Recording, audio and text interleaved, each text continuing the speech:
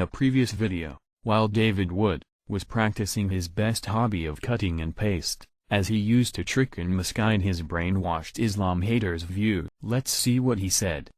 Here we simply need to start reading until we find an error, a mistake, a blunder. Oh, here's one. Step 1 doesn't take very long. In Surah 18, 83 through 86, we read, "And they ask you about al-Kahf." Al-Kahf is supposedly Alexander the Great. "Say, I shall recite to you something of his story. Verily, we established him in the earth, and we gave him the means of everything.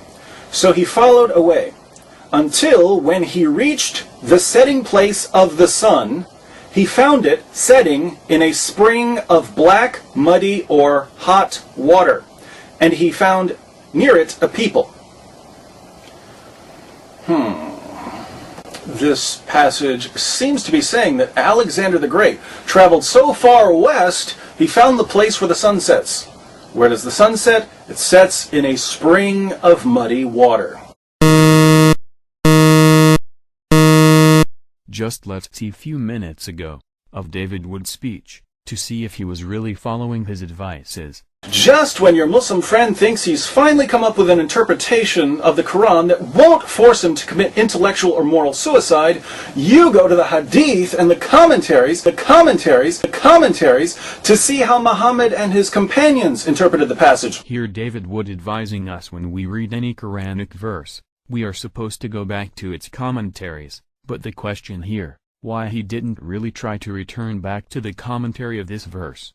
The answer is very simple, because if he returned to any ancient Muslim scholar commentary on the verse, he would know that he is just lying and brainwashing his viewers.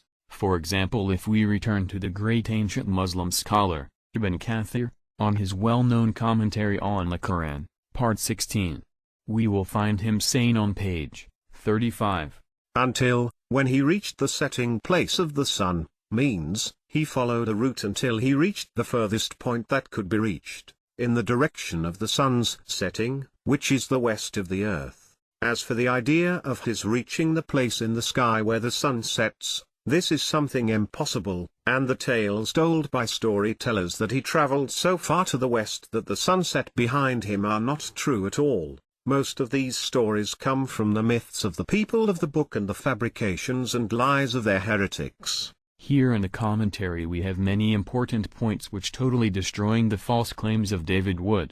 First, the scholar Ibn Kathir saying, the meaning of sun setting is the west of the earth, and it is 100% scientifically accurate expression, and even until our modern days. Such for example, if we return to Wikipedia, the free encyclopedia, on the definition of the west direction, we read, "West is the direction opposite that of the Earth's rotation on its axis, and is therefore the general direction towards which the sun sets." The Quranic verse says, the sun set in murky water. Now we know, when we use these words, like sunrise and sunset, does the sun rise? Scientifically, sun does not rise. Neither does the sun set. We know scientifically the sun does not set at all. It is the rotation of the earth which gives rise to sunrise and sunset. But yet, you read in the everyday papers mentioning sunrise at 6 a.m., sunset at 7 p.m. Oh, the newspapers are wrong, unscientific.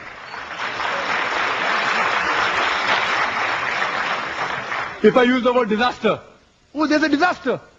Disaster means there's some calamity which has taken place. Literally, disaster means an evil star. So when I say this disaster, everyone knows what I mean is a calamity, not about the evil star. Dr. William Campbell and I know, when a person who's mad, we call him a lunatic. Yes or no? At least I do, and I believe Dr. William Campbell also will be doing that. We call a person a lunatic. He's mad. What is the meaning of lunatic? It means struck by the moon. But that is how the language has evolved. Similarly, sunrise is actually, it is just a usage of word. And Allah has given the guidance for the human beings also. He uses so that we understand. So it is just sunrise, not that it is actually setting. not the sun is actually rising. So this explanation clearly gives us a clear picture that the verse of the Quran of Surah Kahf chapter 18 verse number 86 is not in contradiction with established science. That is the way how people speak.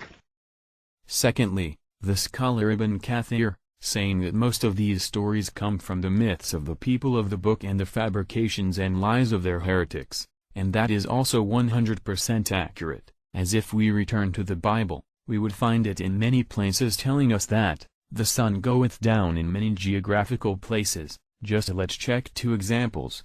Deuteronomy 11:30, are they not on the other side Jordan, by the way where the sun goeth down, in the land of the Canaanites, which dwell in the champaign over against Gilgal, beside the plains of Morah.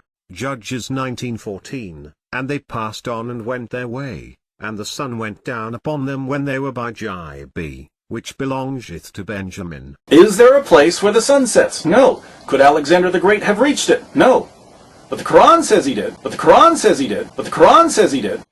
Let's see if Muslim apologist Zakir Naik can help us understand what Allah really means in Surah 18:86. What's Allah really trying to say when he tells us that al-Qarnayni reached the place where the sun sets? When we say sunset, sunset can be taken for time. If I say the sun sets at 7 p.m., I'm using it for time. If I say the sun sets in the west, it means I'm taking it for place. So here if you use the word maghrib for time, so Zulkarnain not reached that place of sunset, use it at time. He reached at the time of sunset. The problem is solved. Oh, so when Allah tells us that Alexander reached the place where the sun sets, he actually means that Alexander reached some unspecified place as the sun was setting. Now it makes sense. Apparently Allah just couldn't get the words right the first time around. That's why he sent Zakir Naik to make a few corrections. Thank you, Dr. Naik. Couldn't get the words right the first time around. Couldn't get the words right the first time around. Now, let's see how David Wood misquoted Dr. Zakir, and took his words out of its context. Point number 2. The Arabic word used is maghrib. It can be used for time as well as place. When we say sunset, sunset can be taken for time. If I say the sun sets at 7 p.m., I'm using it for time. If I say the sun sets in the west, it means I'm taking it for place. So here if you use the word maghrib for time, so Zulkarnain not reached that place of sunset, use it at time. He reached at the time of sunset. The problem is solved. So here is the part that David would cut of his video, because it is clearly expose his lies. The Arabic word used is maghrib. The Arabic word used is maghrib. The Arabic word used is maghrib. It can be used for time as well as place. It can be used for time as well as place. It can be used for time as well as place. So Dr. Zakir, explaining here the Arabic word that is used in the original Arabic text of the Quran, and it is 100% accurate, as if we return to the Arabic text of the Quran.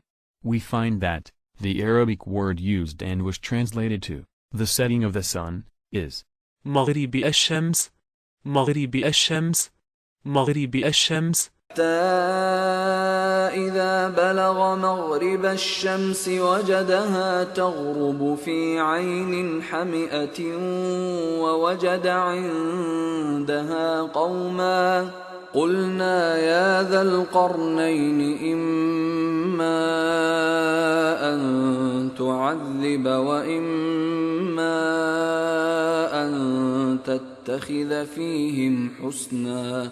And as Dr. Zakir said, the Arabic word maghriba alshshamsi can be translated to the both meanings, place or time of the sunset, according to the Arabic rules, as we find in many Arabic dictionaries as A Dictionary of Modern Written Arabic, by Hans Weyer, and J.